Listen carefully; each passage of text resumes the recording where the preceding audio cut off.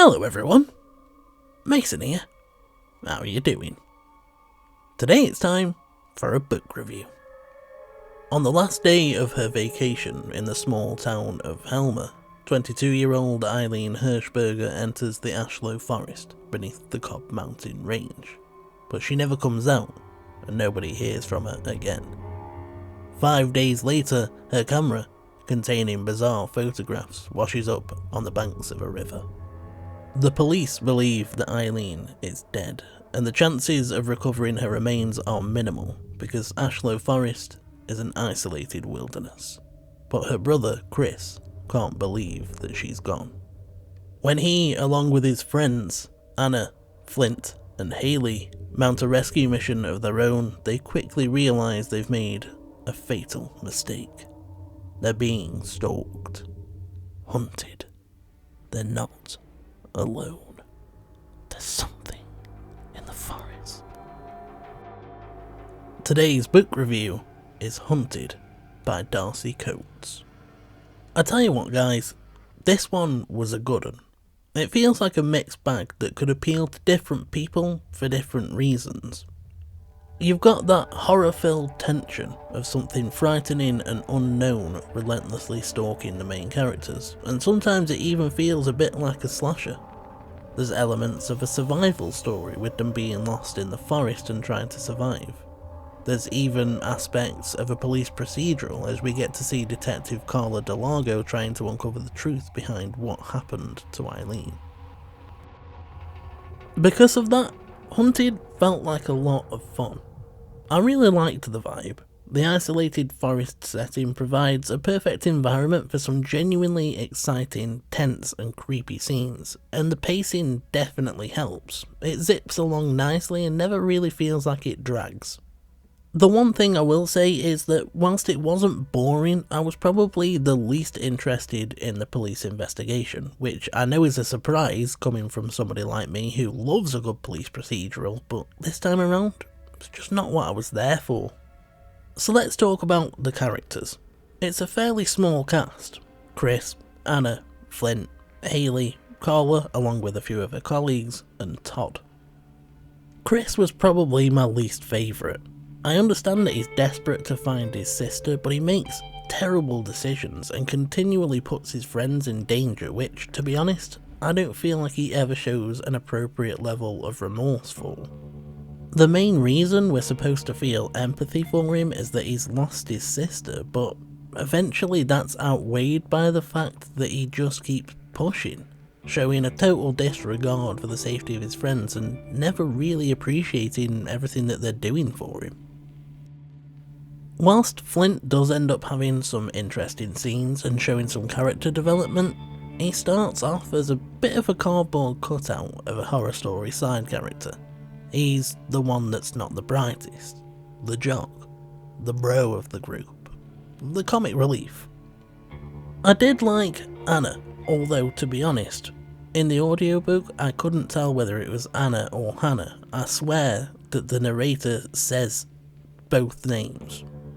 Anyway, she's the smart, sensible one that makes sure the group has everything they might need to go into the forest. She keeps trying to push them into making the right decisions, but most of the time she's overruled by Chris. Meanwhile, Haley has quite a lot of depth, probably the most out of everybody. She's definitely the character I invested in the most. She's got this ditzy, carefree facade that hides a much stronger, smarter side of herself. The journey she goes on is brilliant, and honestly I think that she has the best scenes. Whilst I did like Carla because she works hard and is determined to get to the truth, she's also the character that I couldn't help but roll my eyes at.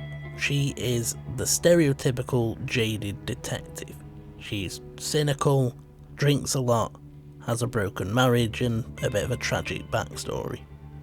She is a likeable character, it just feels that she isn't that original. There's nothing there you haven't seen in other fictional detectives, and it does feel like she ticks a lot of boxes. At one point I couldn't help laughing because she's suffering from a migraine and she says that it's transformed from one caused by a hangover to one caused by stress, and I was sitting there thinking, you know the difference? By far the strangest and most amusing character is Todd. He's a bit of an outsider. He's friends with Chris, but not included in the main group. He's also an acquaintance of Eileen's and maybe a bit obsessed with her. Okay, maybe quite obsessed with her. So when she goes missing, he decides he's going to go looking. This leads to some genuinely funny scenes, because to be honest, Todd is hilarious levels of delusional. He thinks he's so much smarter and more capable than everybody else, and anything that goes wrong isn't his fault. At one point he struggles to light a fire and blames the forest for being too damp, which is just brilliant. As for the writing itself, I can't say that anything in particular stood out to me, any beautiful passages or memorable quotes, but that's fine. Not every book needs to be a masterpiece, especially not when the story being told is genuinely good, which it was in this case. The environmental descriptions were actually really effective. It's impressive that Darcy Coates manages to make something as wide open as a forest feel claustrophobic, but you feel like you're being followed, wondering what cracked that branch, what's hiding behind the trees. I felt like I could picture the landscape clearly in my mind, and during the scenes where people needed to run away, I felt that Coates did a really good job of describing how hard it is to move through an environment like that, especially in the dark and whilst you're panicking. I don't want to focus on it for too long because I don't want to ruin any of the mystery, but when you do get to see it, the thing in the woods is terrifying and strange. I think that Coates does a really good job of describing it, and even the things that I thought were slightly strange have explanations. What I will say is that throughout the story there's multiple indications that Darcy Coates isn't an American author. Characters employ the frequent use of the word bloody, like this bloody job or that bloody forest, as well as referring to drinking establishments as pubs rather than bars. It's not a criticism, but it did stand out as one of the things that didn't quite fit with the setting. I don't know what seasoned horror fans will think of this. They may enjoy it and they may not. I think it just depends on what sort of expectations they come in with. If you're looking to be absolutely terrified, I don't think you're going to find that here, because I'm a coward, and there was nothing that truly scared me, but there was definitely scenes that left me feeling tense. In the end, Hunted has a fun, spooky atmosphere. You want to keep on reading, it keeps you guessing, jumping from theory to theory, and I enjoyed following it along as it unfolds.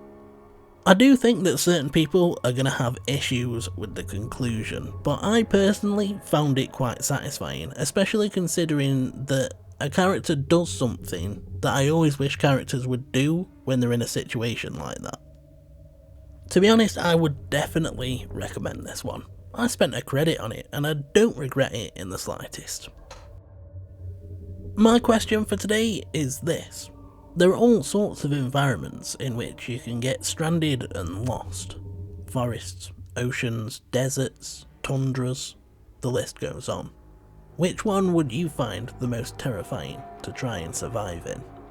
Honestly, for me, I really do think it's the forest or jungle environment. There's danger and obstacles everywhere. Predators, deadly insects that can give you parasites, and you just can't get away. It sounds like my worst nightmare. Dump me in the tundra, let me freeze to death. If you've enjoyed this video, the like and subscribe buttons are just sitting there, waiting to be pressed. Now press them, or I'll use a super soaker filled with salt water to shoot you in the eyes. If you want to get in touch, say hi and have a chat, you know where the comments section is, and the link to my Twitter is in the description. Thanks ever so much for spending time with me today, guys. Until next time, take care. For now, I'm off, and you should have a good one. Hello everyone, Mason here. How are you doing? Today it's time for I'm getting a call. Hello. Man, for God's sake, my neighbour's just got a new dog, and that's really, really distracting. Jesus. Hello everyone, Mason here. I'm not on the ball with this one today. Hello everyone, There's even police procedural aspects with Detective Carla Malago. What am I doing today? The isolated forest setting provided a perfect environment for some genuinely exciting, tense and creepy scenes, I should have said there. Todd. He's a friend of Chris's. My brain has gone blank. Now press 'em, or I'll make you brush your teeth with salt water. Or next time you want a hot drink, I'll put salt water in it. Or I'll make you drink salt water.